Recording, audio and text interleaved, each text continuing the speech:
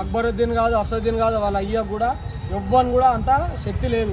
గుడిని తాకే దమ్ముంటే రారా తలబడదా, బరాబర్ సవాల్ చేస్తాం. వార్నింగ్ అంటారా? 15 నిమిషాలు సమయం కాదు, 15 సెకండ్లు సమయం ఇస్తే అదే రోజు తెలిసిన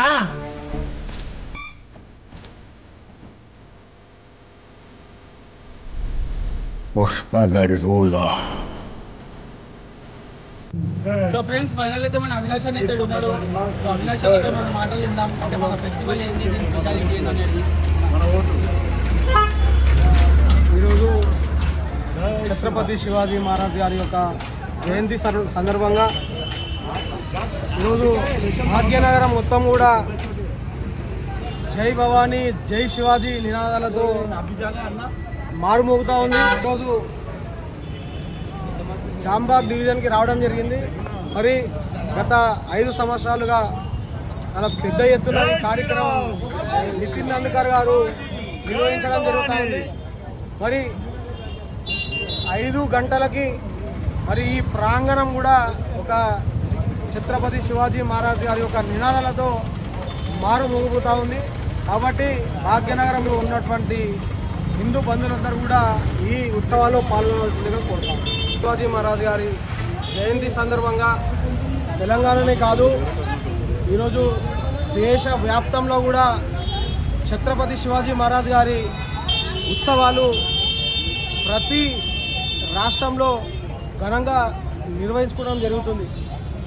ఈరోజు ఛత్రపతి శివాజీ మహారాజ్ అంటే ఒక వ్యక్తి కాదు, ఈరోజు ఛత్రపతి శివాజీ మహారాజ్ అంటే ఒక శక్తి. ఆయన పేరు తలుచుకుంటేనే నరాన ఈరోజు యువకుల రక్తం పొంగుతూ ఉంది. కాబట్టి ఛత్రపతి శివాజీ మహారాజ్ గారి యొక్క స్ఫూర్తిని తీసుకొని ఈరోజు దేశంలో ఉన్నటువంటి యువత అంతా కూడా ఈరోజు ముందు కదులుతూ ఉన్నారు. రానున్న రోజుల్లో ఈ దేశం మొత్తం కూడా కాషాయమయం చేయడానికి ఈ దేశంలో ఉన్నటువంటి యువత అంతా కూడా కంకణం కట్టుకొని ముందుకు సాగుతూ ఉంది.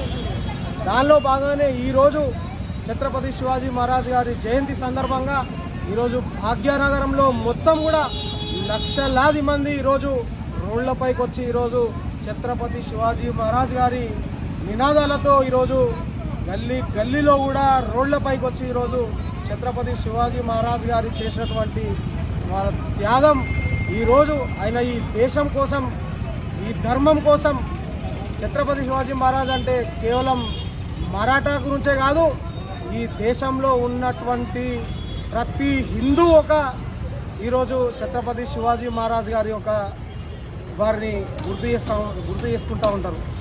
ఇప్పుడు అన్న లక్ష్మీబాయి లాంటి ఎంతమంది ఉన్నా కానీ మహారాజ్ గారు వారు చేసినటువంటి త్యాగఫలం ఏదో మరి ఎవ్వరు కూడా చేయలేదు. ఎందుకంటే వారు మొఘళ్ళతో దాదాపు కొన్ని సంవత్సరాలు వారితో తీవ్రంగా పోరాడి వారు మరి ఈ దేశం కోసం ఎన్నో యుద్ధాలు చేసి ఎన్నో కష్టాలు అనుభవించి మన ఈరోజు ఈ దేశం నిజంగా కూడా స్థిరస్తుగా నిలబడి ఉందంటే కేవలం ఛత్రపతి శివాజీ మహారాజ్ గురించే అని చెప్పి చెప్పగలుగుతాం ఈరోజు ఖచ్చితంగా.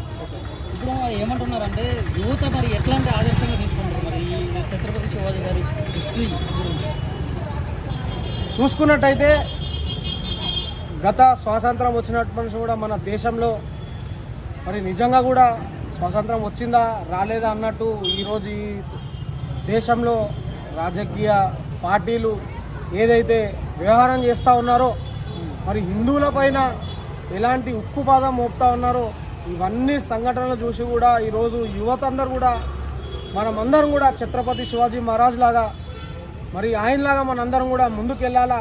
ఆయనలాగా మన రానున్న రోజుల్లో మరి బార్డర్లో ఆర్మీ మనల్ని కాపాడుతుంటే మరి దేశం లోపల మనందరం కూడా ఛత్రపతి శివాజీ మహారాజ్ లాగా పోరాడాల్సిన అవసరం ఉందని చెప్పి ప్రతి ఒక్క యువకు కూడా ఈరోజు గమనించి ఈరోజు ప్రతి ఒక్క యువకుడు ఈరోజు ముందుకు నడుస్తూ ఉన్నాడు ఛత్రపతి శివాజీ మహారాజ్ లాగా. ఇప్పుడు ఛత్రపతి శివాజీ మహారాజ్ గారు మరి ఇక్కడ మరాఠీ జాతి కోసమే అని చెప్పి కొంతమంది ఏమో దేశవ్యాప్తంగా కూడా ఆయన ఒక పోరాట యోధుడు, ఆయన చరిత్రను మనం గౌరవించాలా, దేవుళ్ళగా చూడాలి కొలవాలని చెప్పి అంటున్నారు. మరి మరాఠీ జాతి కోసం లేకుండా దేశవ్యాప్తంగా అంటారు.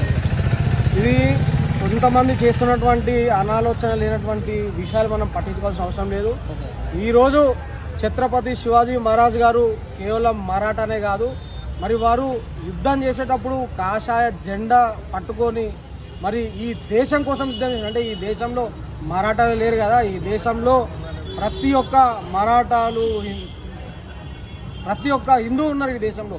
కాబట్టి కేవలం అదొక మరాఠా వారి కోసమే కాకుండా ఈ దేశంలో ఉన్నటువంటి ప్రతి ఒక్క ఈ దేశంలో ఉన్నటువంటి అందరి కోసం మరి ఛత్రపతి శివాజీ మహారాజ్ గారు పోరాటం చేయడం జరిగింది. ఓకే అన్న, ఇప్పుడు మరి ఛత్రపతి శివాజీ గారు ఏమంటున్నారు అంటే ప్రతి సిటీలో కూడా ప్రతి సెంటర్లో కూడా మెయిన్ సిగ్నేచర్ దగ్గర పెద్ద పెద్ద స్టాచ్యూలు అయితే ఉండడం జరిగింది. మరి ఇక్కడ వేరే రాష్ట్రం మన హైదరాబాద్ కానీ తెలంగాణ మన ఆంధ్ర కానీ బెంగళూరు కానీ ఇక్కడ చుట్టుపక్కల ఉన్న ఏ రాష్ట్రంలో చూసుకున్నా కానీ మరి ఈ ఛత్రపతి శివాజీ గారి బొమ్మ లేకపోవడం మరి ఎట్లా చూడొచ్చు? అంటే ఎక్కడున్నా కూడా ప్రభుత్వాలు మరి ఇక్కడ తెలంగాణకు వచ్చేవరకు ఇక్కడ మరి గతంలో బీఆర్ఎస్ ప్రభుత్వం ఉండే, మరి దానికన్నా ముందు టీడీపీ ప్రభుత్వం ఉండే, దానికన్నా మళ్ళీ ఇప్పుడు తర్వాత కాంగ్రెస్ ప్రభుత్వం వచ్చింది. అంటే ఈ ప్రభుత్వాలన్నీ కూడా కేవలం ఓటు బ్యాంకు కోసమే, ఒక వర్గానికి సపోర్ట్ చేయడానికే మరి ఈ ప్రభుత్వాలు వాళ్ళకు సపోర్ట్ చేయడం వల్ల ఈరోజు చాలామంది స్టాచ్యూస్ పెట్టడానికి రెడీ ఉన్నా కూడా మరి ఇక్కడ ఉన్నటువంటి ప్రభుత్వాలు సహకరించకపోవడం కేవలం ఒక వర్గానికి ఒక తొత్తుల్లాగా మారి ఈరోజు ఛత్రపతి శివాజీ మహారాజ్ గారి యొక్క విగ్రహాలను ప్రతిష్ఠించకుండా అడ్డుకున్నటువంటి ఈ ప్రభుత్వాలకి తప్పకుండా రానున్న రోజుల్లో ఈ తెలంగాణలో భారతీయ జనతా పార్టీ అధికారంలో కనుక వస్తే తప్పకుండా ఈ భారతీయ జనతా పార్టీ ప్రభుత్వంతో పోరాడి తప్పకుండా మరి భారతీయ జనతా పార్టీ ప్రభుత్వం ఎజెండానే హిందుత్వం ఎజెండా కాబట్టి తప్పకుండా ఈ తెలంగాణ రాష్ట్రంలో కూడా ప్రతి చౌరస్తా మీద ప్రతి గడ్డ మీద శివాజీ మహారాజ్ గారి యొక్క విగ్రహాన్ని ప్రతిష్ఠించడానికి మేమందరం కూడా ముందు కదులుతామని చెప్పి తెలియజేసుకుంటున్నాం. అన్న, ఇప్పుడు దేశవ్యాప్తంగా ఉన్నటువంటి యువత కానీ ప్రజలకు కానీ మరి ఛత్రపతి శివాజీ చరిత్ర గురించి ఏం నేర్చుకోవాలి, ఏమి స్ఫూర్తిగా తీసుకోవాలని మీరు చెప్తారు, మీ తరపున చెప్పాలా?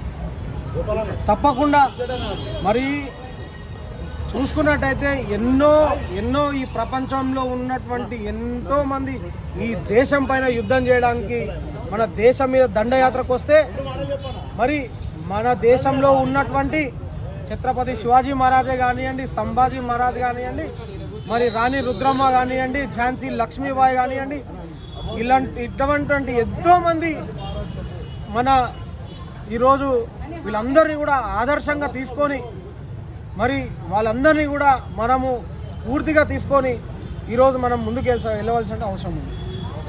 వాళ్ళందరినీ కూడా స్ఫూర్తి తీసుకొని మనం ముందుకెళ్ళాలి. శివాజీ గారి గురించి ఇంత గొప్పగా చెప్తున్నారు. కాషాయ జెండా ఎత్తుకొని ఒక హిందూ ధర్మాన్ని ఆ దేవాలయాల్లో మాంసం ముద్దలు కానీ అది పిల్లి మీద చూడడం కానీ ఇట్లా చాలా రకాలుగా జరుగుతూ ఉన్నాయి. మరి వాటి గురించి మీరేం చెప్తారు? అదే చెప్పడం జరుగుతుంది. ఈ తెలంగాణ రాష్ట్రంలో చేతగాని ప్రభుత్వం నడుస్తూ ఉంది.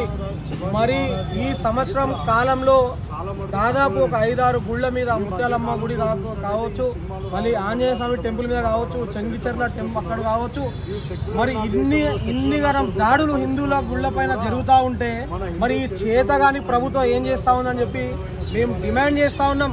అటువంటి మూర్ఖులని ఈ నడి రోడ్డు మీద తీసుకొచ్చి ఉరిదీస్తే ఇంక ఇటువంటి సంఘటనలు జరిగాయని చెప్పి మరి చేసినటువంటి వ్యక్తులకి హాస్పిటల్లో వాళ్ళకి ట్రీట్మెంట్ ఇచ్చుకుంటా, వాళ్ళకి ప్రొటెక్షన్ ఇచ్చుకుంటా, వాళ్ళకి సేవ్ చేసుకుంటా ఈ ప్రభుత్వం ఏదైతే తొత్తుల్లాగా వివరిస్తూ ఉందో అవి కాకుండా మరి చేసినటువంటి మూర్ఖుల మీద, ఆ దుండగుల మీద తీవ్రంగా చర్యలు తీసుకుంటే ఈ యొక్క దాడులు ఆగుతాయని చెప్పి తెలియజేసుకుంటున్నాం. ఇప్పుడు మరి ఛత్రపతి శివాజీ గారి గురించి మరి ఎంఐఎం పేరుంది గురించి మరి అసదుద్దీన్ ఓవైసీ మరి హైదరాబాద్లో ఒక ఇంటర్వ్యూలో కూడా కొంచెం వ్యతిరేకంగా వేరేలాగా మాట్లాడేది జరిగింది, కొన్ని విమర్శలు చేయడం జరిగింది. మరి వాటిని ఎలా తిప్పికొడతారు మీరు? అసదుద్దీన్ ఎవడండి అసలు? ఆడు కేవలం ఒక పార్లమెంట్కి సంబంధించిన ఎంపీ. వాడు ఓల్డ్ సిటీ తప్ప న్యూ సిటీకి వస్తే బట్టలు తీసి కొడతాము. తప్పకుండా ఓల్డ్ సిటీలో కూడా తప్పకుండా బట్టలు కూడా తీసి కొడతాం. ఏదో ఒక ఆఫీస్లో కూర్చొని స్టేట్మెంట్ చేయడం కాదు, రోడ్ మీదకి వచ్చి స్టేట్మెంట్ ఇస్తే తప్పకుండా అసదుద్దీన్ ఓవైసీని బట్టలు తీసి పాకిస్తాన్కి పంపించేస్తాం. మరి ఇప్పుడు ఇక్కడ ఓల్డ్ సిటీలో మీరు ఇక్కడ ఇంత రంగరంగ వైభవంగా ఈ ఉత్సవాలు అయితే జరుపుతూ ఉన్నారు. మరి ఇట్లా ఇప్పుడు ఈ 10 సంవత్సరాల నుంచి కూడా జరుపుతూ ఉన్నారని చెప్తూ ఉన్నారు. ఎప్పుడైనా వాళ్ళు అడ్డుకున్న ప్రయత్నం ఏమైనా జరిగిందా ఎంఐఎం వాళ్ళు? ఏ రోజు కూడా అడ్డుకునే శక్తి ఎవరికి లేదండి. ఛత్రపతి శివాజీ మహారాజ్ గారి జయంతిని కానివ్వండి, శ్రీరామనవమి ఉత్సవాలను కానివ్వండి, హనుమాన్ జయంతి ఉత్సవాలను కానీ అడ్డుకునే శక్తి భాగ్యనగరంలో ఎవ్వరికి లేదు. అక్బరుద్దీన్ కాదు, అసదుద్దీన్ కాదు, వాళ్ళ అయ్యకు కూడా ఎవ్వని కూడా అంత శక్తి లేదు. హిందువులు తలుచుకుంటే 15 నిమిషాలు సమయం అడిగింది కదా, 15 నిమిషాలు సమయం కాదు 15 సెకండ్లు సమయం ఇస్తే ఓల్డ్ సిటీని మొత్తం క్లీన్ చేసి ఏడికి పంపించాలని పంపిస్తాం. ఆ సత్తా మా హిందువుల దగ్గర ఉన్నది. అంటే సవాల్ చేస్తున్నారా? బరాబర్ సవాల్ చేస్తాం. వార్నింగ్ అంటారా? వార్నింగ్ సవాల్ చేస్తున్నాం. 15 సెకండ్లు మాకు సమయం ఇచ్చి చూడమని చెప్పండి.